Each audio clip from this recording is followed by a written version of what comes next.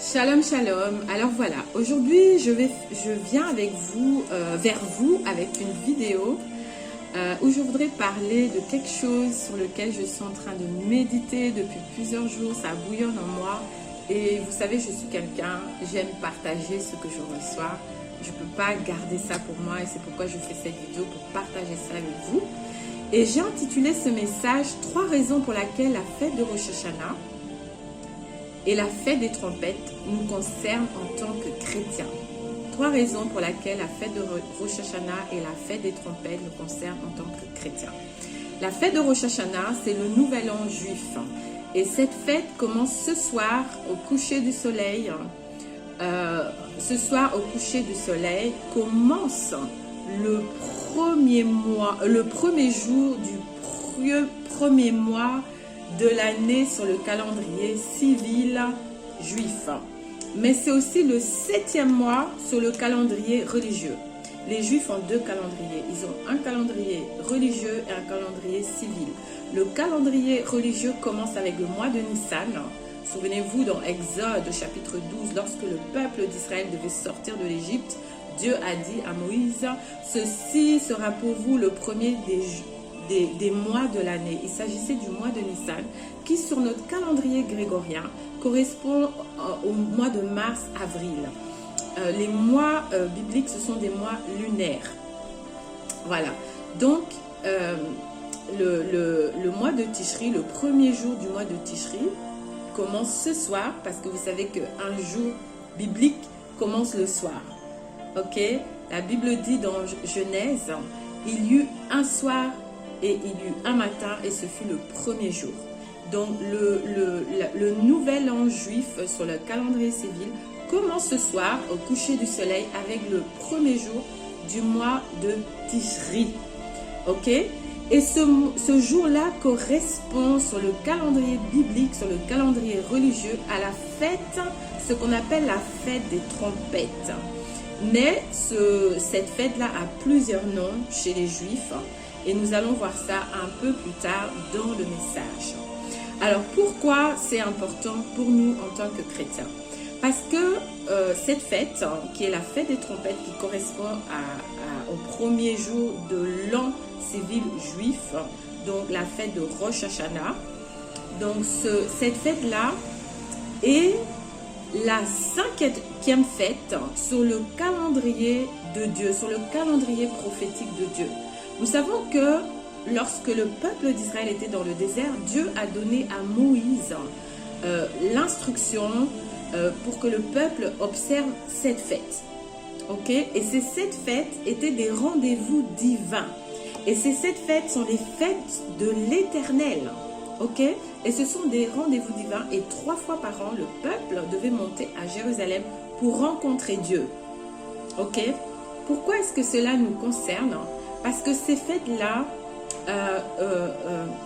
parlent du plan de rédemption de Dieu pour l'humanité. Alléluia. Nous savons que depuis que Adam a chuté, Dieu est à l'œuvre pour restaurer toutes choses et pour ramener toutes choses à comment cela se trouvait dans le jardin. Ok? Et donc la première étape dans ce plan de rédemption de Dieu, c'est la crucifixion de Jésus-Christ. Et sa crucifixion a eu lieu à la première fête, à la fête de Pâques, qui a eu lieu exactement le 14e jour du mois de Nissan. Souvenez-vous que Dieu avait dit au peuple d'Israël, lorsqu'ils étaient encore en Égypte, que le 14e jour, ils allaient tuer l'agneau. Ok? Souvenez-vous, lorsque Jésus est apparu publiquement, Jean le Baptiste a dit, voici l'agneau de Dieu qui ôte le péché du monde. Donc cet agneau-là que les Juifs ont tué préfigurait Christ qui allait mourir pour nos péchés à la croix. Donc c'est la fête de Pâques est la première fête sur le plan de la rédemption de Dieu et dans le calendrier prophétique de Dieu. Ensuite vient la fête des pains sans levain qui a lieu le 15e jour et qui préfigure l'ensevelissement de Jésus. Après cela vient la 3e fête qui est la fête des prémices et qui a lieu le lendemain du sabbat, le lendemain matin du sabbat, c'est-à-dire le dimanche matin et qui préfigure la résurrection de Jésus-Christ. Puis 50 jours plus tard exactement, a lieu la fête de Pentecôte qui préfigure la descente, l'effusion du Saint-Esprit sur les personnes qui étaient réunies, les 120 qui étaient réunis à Jérusalem dans la chambre haute. Et nous savons que Jésus, après sa résurrection, il est apparu pendant 40 jours aux disciples. Il leur a enseigné en ce qui concerne le royaume de Dieu. Le 40e jour, il a été enlevé et 10 jours plus tard, alors que les disciples étaient dans la chambre haute, dans l'attente, dans la prière, le Saint-Esprit est descendu sur eux et a inauguré ce qu'on appelle l'âge de l'Église. Ok? Et donc, après cela vient un temps où il n'y a pas de fête et le cycle des fêtes recommence au mois de septembre ou au mois d'octobre. Ça dépend chaque année. Les 4 premières fêtes préfiguraient la première venue de Jésus-Christ. Ok? Toutes se sont déjà accomplies prophétiquement. La deuxième partie des fêtes qui commence avec la fête des trompettes, parfois c'est au mois de septembre, parfois c'est au mois d'octobre. Pourquoi?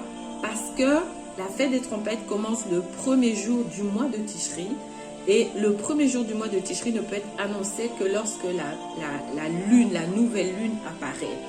Ok? C'est pourquoi c'est différent chaque année. Ok? Et donc, ce deuxième groupe de fêtes qu'on appelle les fêtes de l'automne commence par la fête des trompettes, donc qui commence ce soir. Et ensuite, 10 jours plus tard, a lieu la fête de Yom Kippour ou la fête des expiations dans la Bible. Et 5 jours après la fête de Yom Kippour, a lieu la fête des tabernacles qui dure pendant 7 jours. Ok? Ce deuxième groupe de fêtes, ce qu'on appelle les fêtes de l'automne, si le premier groupe de fêtes parle de la première venue de Jésus, le deuxième groupe de fêtes parle de la deuxième venue de Jésus. Est-ce que l'Église croit encore que Jésus revient? Ok, Jésus revient. Et la fête des trompettes, qui est la première des fêtes de l'automne, parle de la deuxième venue de Jésus-Christ. Alléluia. Dans la fête de Yom Kippour, la fête des expiations, nous parle d'un événement qui va avoir lieu aussi dans le calendrier prophétique de Dieu, qui est le jour où tout Israël sera sauvé, qui est le jour de la repentance nationale d'Israël. Et la Bible en parle dans le livre de Zacharie au chapitre 12, le verset 10 je pense, et la Bible en parle également, l'apôtre Paul en parle également dans le livre de Romains au chapitre 11. Il dit que tout Israël sera sauvé. Et la fête des tabernacles, qui est la dernière des fêtes, nous parle du millénium. Nous parle du règne millénaire de Christ. Nous parle de Christ qui vient régner sur les nations et sur le monde à partir de Jérusalem. Ok? Donc les fêtes de l'automne qui commencent ce soir nous parlent de la deuxième venue de Jésus-Christ. La fête des trompettes nous parle de la deuxième venue de Jésus-Christ. Et c'est pourquoi cette fête est importante pour nous aussi les chrétiens. Ok? À moins que vous êtes un chrétien qui ne croit plus dans la deuxième venue de Jésus. Ok? La deuxième raison, c'est à cause de son importance spirituelle. La fête des trompettes, la fête de Rosh Hashanah est importante parce qu'elle a un poids spirituel. Ok? Beaucoup d'événements importants se sont accomplis ou ont eu lieu le jour de cette fête, donc le premier jour du mois de Tishri. Les Juifs, la tradition juive croit que Dieu a créé l'homme le premier jour du mois de Tishri, donc le jour de la fête des trompettes ou le jour de la fête de Rosh Hashanah, qui est aussi le 6e jour de la création. Ok? Donc l'homme aurait été créé ce jour ici. Donc c'est aussi l'anniversaire de la création de l'homme. Ok? Ensuite, c'est aussi le jour, selon la tradition juive, où Isaac a été conçu. C'est le jour où Abraham et sa femme Sarah ont conçu Isaac. Ce serait également le jour où Joseph a été conçu, où Rebecca a conçu Joseph. Ce serait également le jour où Samuel a été conçu par Anna. Et ce serait également le jour où Joseph est sorti de prison après 13 années en prison. Et qu'il est, il est monté, il est devenu premier ministre en Égypte. Suite, il a eu une ascension fulgurante de la prison au trône. Ok? Donc spirituellement, c'est un jour important. Ok? C'est un jour de bénédiction. C'est un jour où la stérilité est vaincue. Sarah a été stérile pendant de nombreuses années. Rebecca aussi a été stérile pendant de nombreuses années. Anna est également stérile pendant de nombreuses années. Mais toutes ont conçu ce jour-là. Ok? Donc spirituellement, ça veut dire que c'est un jour où la stérilité est vaincue. Je ne sais pas quel domaine de votre vie a été touché par la stérilité. Peut-être vous êtes une femme, vous m'écoutez, vous n'avez pas encore conçu. Vous attendez de concevoir. Peut-être ça fait des années que vous attendez cet enfant.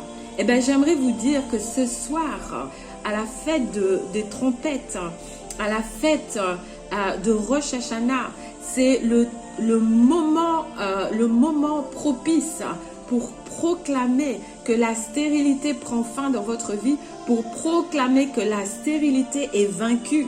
Alléluia. Et que vous allez concevoir et enfanter. Oui, c'est un jour propice pour déclarer cela. Ok? Mais c'est aussi un jour où Dieu change les destinées. C'est le jour où de prisonnier Joseph est devenu premier ministre en Égypte. Donc spirituellement, c'est un jour important. Ok? Et je vous invite à, si vous avez un chauffard, à souffler le chauffard ce soir et à faire des déclarations prophétiques. Alléluia, sur vos vies. Donc c'est un jour de bénédiction. C'est un jour de nouveau commencement. Ok? Maintenant, la troisième raison, c'est à cause de son importance prophétique. Donc cette fête, chez les Juifs, elle a plusieurs noms. C'est la fête de Rosh Hashanah, la fête des trompettes. Elle s'appelle aussi la fête de Yom Teruah. Teruah, ça veut dire le souffle. Vous voyez, lorsque nous soufflons le chauffard. Ok. C'est aussi la fête qui s'appelle aussi Yom Zikaron. Donc la fête où on se rappelle. Mais j'aimerais vous dire, il y a plusieurs noms encore, mais j'aimerais vous parler plus particulièrement d'un nom qu'à cette fête. Cette fête s'appelle également le jour dont personne ne connaît ni le jour ni l'heure. Le jour dont personne ne connaît ni le jour ni l'heure. Et pourquoi cette fête s'appelle comme cela? Parce que cette fête, le premier jour de Tishri, on ne sait jamais quel jour ça va tomber. Parce que le premier jour de Tishri commence avec l'arrivée de la nouvelle lune. Et pour pouvoir proclamer que c'est la nouvelle année, qu'est-ce qui se passait? Il y avait deux personnes, chez les Juifs, il y avait deux personnes qui observaient le ciel. Et lorsqu'ils voyaient la lune pointer le bout de son nez, ils allaient au Sanhédrin. Et alors, on soufflait de la trompette pour annoncer la nouvelle année. Ok? Et lorsque Jésus a parlé de son retour, il a dit que personne ne connaît ni le jour ni l'heure. Ok? Jésus a accompli toutes les premières fêtes exactement au jour précis des fêtes. Ok? Sa première venue, il a tout accompli au jour précis des fêtes. J'aimerais vous poser la question, pourquoi est-ce que pour sa deuxième venue, il n'accomplirait pas les choses aussi au jour, précisément au jour des fêtes? Et pourquoi, en parlant de sa venue, il dit qu'on ne connaît ni le jour ni l'heure?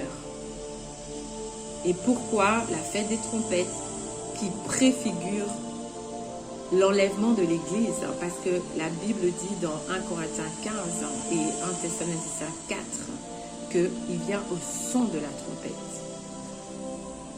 Ok? Donc, est-ce que véritablement on ne connaît ni le jour ni l'heure? Oui, on ne connaît pas le jour et l'heure, mais certainement on connaît la saison. On ne connaît pas l'année non plus, mais certainement on connaît la saison. Et j'aimerais rappeler à quelqu'un que nous sommes de plus en plus proches du retour de Jésus. Lorsque nous voyons ce qui se passe dans le monde, lorsque nous voyons tous les événements sont en train de nous montrer, tout ce qui se passe dans le monde sont en train de nous montrer que nous sommes proches de son retour. Ok? Et je pourrais dire que moi, le Saint-Esprit m'a convaincu qu'il reviendra à la fête des trompettes. Il reviendra à la fête des trompettes. Voilà. Maintenant, je ne veux pas en faire un dogme, mais c'est mon ressenti, c'est ce que je pense. Et je pense que chaque année, à la fête des trompettes, à l'approche de la fête des trompettes, nous devons nous préparer. Vous savez que les Juifs, qui est un peu prophétique, ok? Si tout dans la tradition juive parle de Dieu, ce sont des messages de Dieu. Vous savez que les Juifs, et ça je vais en Israël, ça fait depuis 2013 tous les ans. Cette année, je devais y aller, mais mon vol a été annulé. Et vous savez qu'une amie qui a vécu en Israël pendant longtemps m'a dit cela il y a quelques jours. On a parlé au téléphone. Le mois des lunes, pendant le mois qui précède le mois de Tishri, c'est le mois des lunes. Et les Juifs, tous les jours, soufflent le chauffard et se repentent. En préparation de la fête des trompettes. Je crois que l'Église, je crois que le peuple de Dieu et je crois que les chrétiens ont quelque chose à apprendre des Juifs. La Bible parle dans Matthieu 25 de l'Église avant le retour de Jésus-Christ. Et elle dit elle compare l'Église à 10 vierges, parce que nous savons que lorsque Christ vient, il vient pour prendre une épouse. Et il dit qu'il y en avait 5 qui étaient folles et 5 qui étaient sages. Ça veut dire quoi? Que 5 n'étaient pas prêtes et 5 étaient prêtes. Et d'ailleurs, seulement 5 ont été enlevées. Donc je crois que